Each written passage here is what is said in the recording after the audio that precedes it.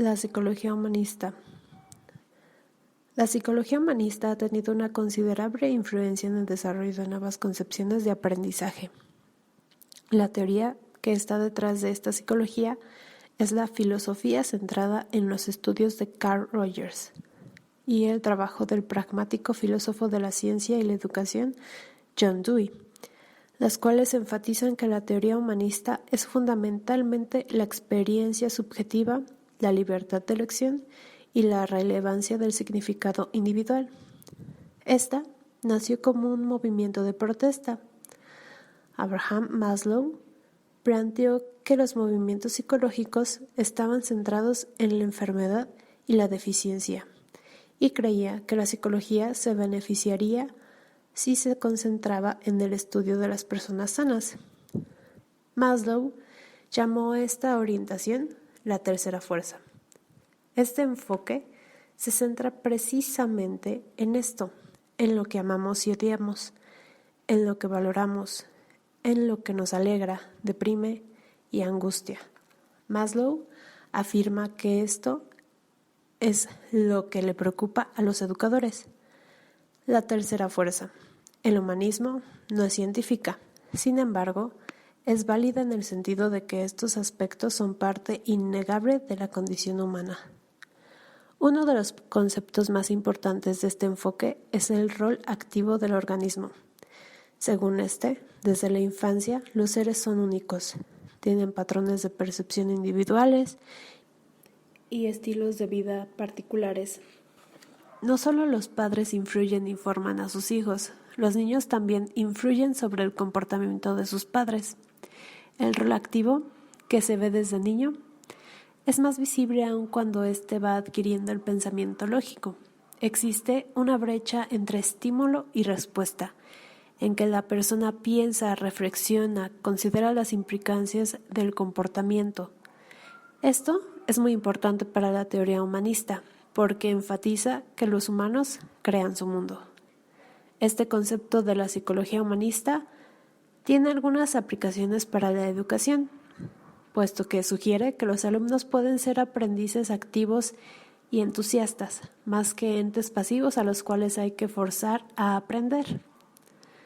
También sugiere que los profesores deben estar menos preocupados del pasado del alumno y más centrados en cómo se pueden beneficiar los alumnos de las circunstancias actuales.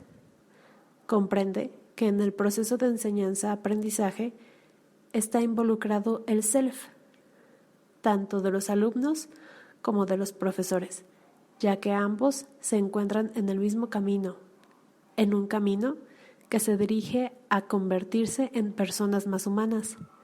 Por lo tanto, se entiende que uno de los principios más importantes que rigen esta teoría es la creencia de que las personas son capaces de enfrentar adecuadamente sus problemas y que lo importante es llegar a descubrir y utilizar todas sus capacidades en la resolución. Aprendizaje experiencial. Uno de los principales conceptos que surgen como un aporte de los planteamientos humanistas es el aprendizaje experiencial. Muchos autores difieren en qué es el aprendizaje experiencial.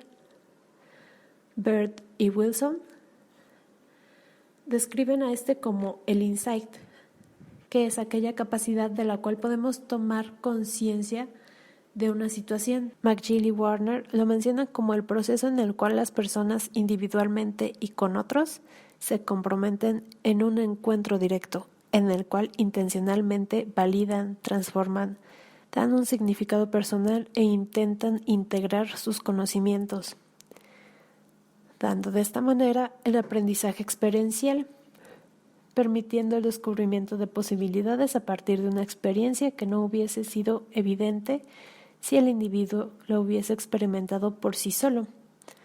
Por su parte, Carl Rogers lo da a entender como la orientación del aprendizaje, que gira en torno al desarrollo de la personalidad y a las condiciones de su crecimiento existencial, basándose por tanto en los datos provenientes de la experiencia del individuo, concebido como un ser que existe, deviene, surge y experimenta. Naturaleza del aprendizaje experiencial. Rogers maneja el concepto de aprendizaje auténtico, el cual es un aprendizaje que provoca un cambio en la conducta del individuo, en las acciones que escoge para el futuro, en sus actitudes y en su personalidad. Todo esto a través de un conocimiento penetrante que no se limita a una simple acumulación de saber, sino que se infiltra en cada parte de su existencia. Para conseguir este tipo de aprendizaje es necesario permitir que el alumno tenga un contacto real con los problemas que conciernen a su existencia, de manera que él pueda elegir aquella que desea resolver, que desea aprender. Solo así producirá un aprendizaje experiencial, fruto de un enfrentamiento existencial con un problema significativo.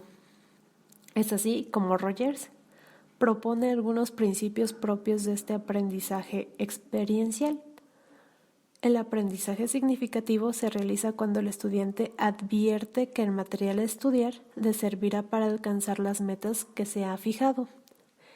El aprendizaje exige un cambio en la organización del yo, lo que quiere decir en la percepción de sí mismo, por lo cual representa una amenaza y suele encontrar resistencia. Gran parte del aprendizaje significativo se adquiere por medio de la práctica. El aprendizaje emprendido espontáneamente, que engloba la totalidad del sujeto, tanto sus sentimientos como su inteligencia, es el más duradero y generalizable. ¿Qué bases epistemológicas sustentan el aprendizaje experiencial? Ante esta pregunta es importante considerar que a la psicología humanista le ha sido difícil realizar una contribución significativa a la psicología académica en Norteamérica y en Europa, siendo uno de sus problemas para legitimar y fundamentar sus métodos de aprendizaje experiencial el hecho de no poseer las suficientes bases teóricas en las cuales sostenerse. Ante esta dificultad, Bernard acomete la tarea de delinear una teoría de conocimientos que permita, de alguna manera, disminuir esta brecha. Es así como sus propósitos son, por una parte, clarificar el concepto de aprendizaje experiencial y por la otra, ofrecer un fundamento en el cual puede estar basada la investigación del aprendizaje experiencial. La teoría de Bernard es epistemológica, es decir, es una teoría sobre el conocimiento, basada en el análisis y clasificación de Aron, describiendo tres amplios tipos de conocimientos: el conocimiento proposicional, el conocimiento práctico y el conocimiento experiencial. Estos tipos de aprendizaje están interrelacionados y se les puede considerar complementarios entre sí. El conocimiento proposicional es el que está contenido en las teorías o modelos. Si se tiene el dominio del conocimiento proposicional, una persona puede tener un considerable banco de datos, teorías e ideas acerca de un tema, persona o cosa, sin necesariamente haber tenido una experiencia directa con ellas. Por ejemplo, podemos desarrollar un considerable conocimiento proposicional acerca de la mecánica de autos, sin necesariamente haber estado nunca cerca de un motor. El conocimiento práctico es el conocimiento desarrollado a través de la adquisición de habilidades. Por ejemplo, conducir un auto demuestra conocimiento práctico. El conocimiento práctico es la sustancia del desempeño de una habilidad práctica o interpersonal.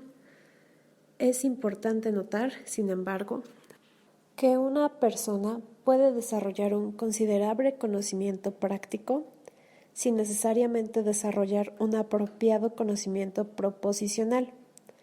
El dominio del conocimiento experiencial es aquel alcanzado a través del encuentro personal con un tema, persona o cosa.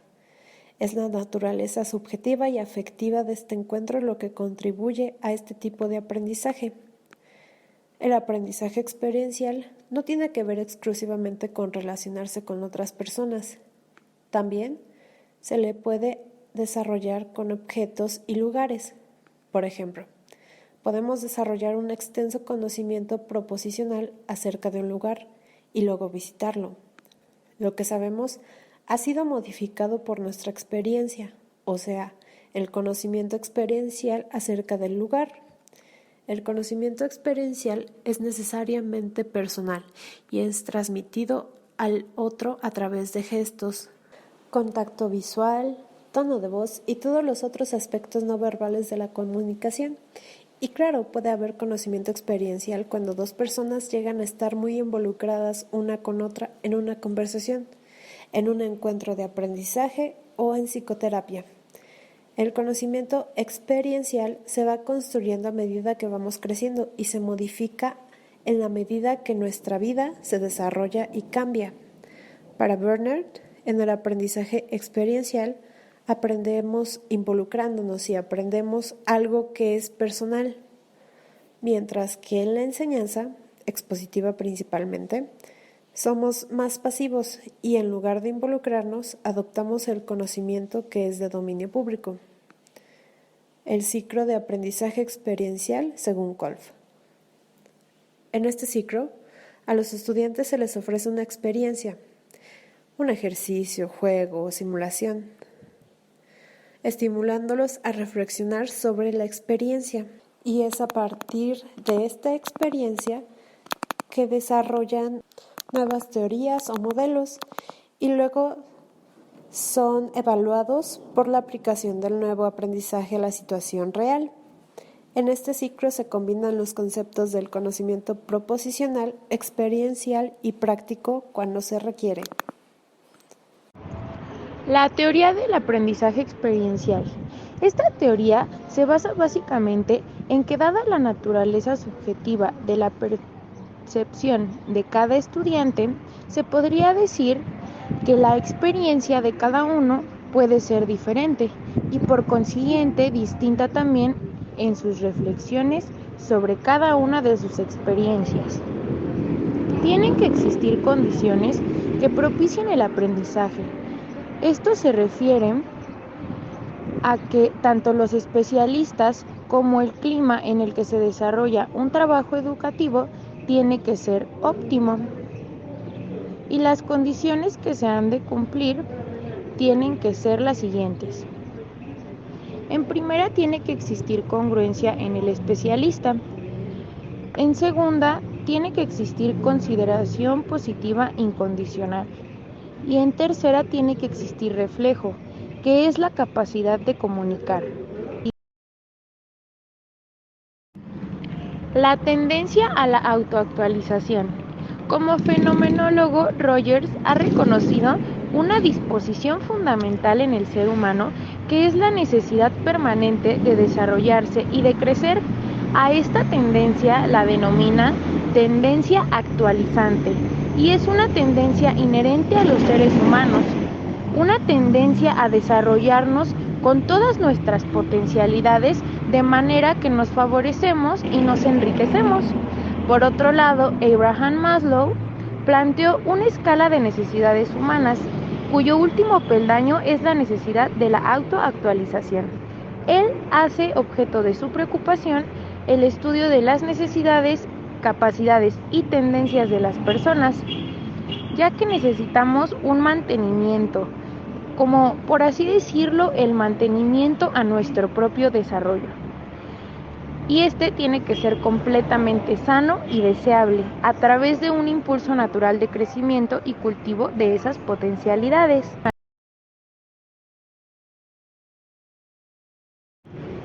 Dentro de las características que describen a las personas que han logrado autoactualizarse, podemos encontrar que se notan con una percepción eficiente de la realidad, tanto personas como de hechos.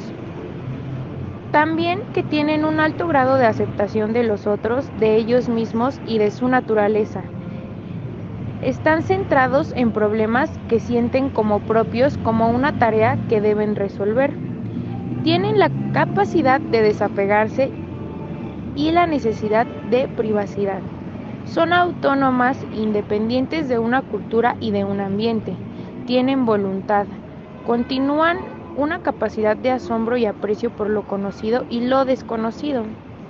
Sus relaciones interpersonales son profundas, son democráticos, y pueden relacionarse y ser amables con cualquier persona sin importar su raza, clase, educación, creencias políticas, color, etc., como si no tuviesen conocimiento de esas diferencias que para otros son significativas. Son claros, tienen claridad sobre lo bueno y lo malo, sobre los medios y los fines, con un buen sentido del humor, siempre que éste no descalifique a nadie. ¿Qué son las implicancias para el psicólogo educacional? De acuerdo a lo que Rogers hizo, fue que él extendió su visión acerca de la terapia, más como un modo de aprendizaje y lo empezó a aplicar en la educación en general. En este modelo lo que se ve es que el psicólogo no tiene una enseñanza educacional directiva, es más bien un facilitador para que el alumno se guíe en su desarrollo en la escuela, en su vida, etcétera.